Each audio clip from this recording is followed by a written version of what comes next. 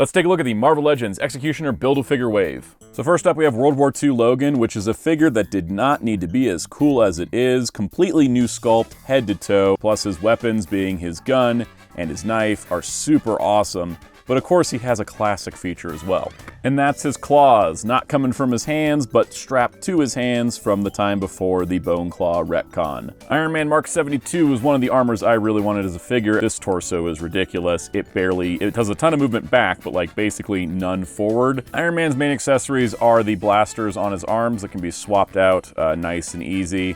You also do, of course, get the normal repulsor blasts with the hands, so you can do normal Iron Man stuff if you like. Dark Avenger Spider-Man is the later one with all the arms and crazy stuff going on. They worked it into the engineering, so he still has a torso rotation and a bit of a forward back crunch. I think is impressive. So of course he poses nice. His accessories include those squintier eyes, as well as another extra open hand and a fist. Next we have Warbow, our second Crystal Warrior character, using similar parts from Crystar.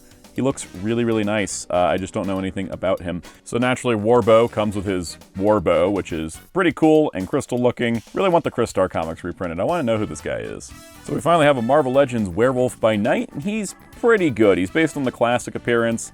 The pants are new. Otherwise, he's reusing parts from Puma, which is kind of an older mold.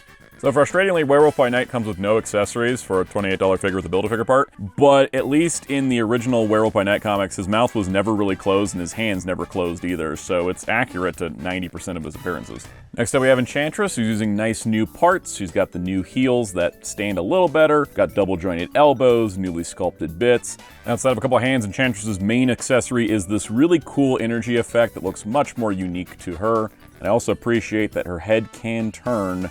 So Phantom Rider's basically the Vulcan body with a new belt, a new cape, and a new head, which is fine. I do have a couple QC issues. One, his ankles tend to kind of jut forward like this, so he just wants to tip a lot. They don't really lock in place. And the other one is that for some reason his ball hip, not super secure. I've tried putting it back on a couple times, but if I move it too much, his ball hip just unballs, I guess. Phantom Rider's only accessories outside of hands are the twin pistols, which looks really, really cool. It doesn't come with his horse, but you could probably find a horse because it's kind of a generic look anyways. Buying everyone except Logan will build you the Executioner. Logan doesn't have a part for him. This is really nice. We haven't gotten a good classic comic Executioner, and I like him, and his skirt has good movement to it.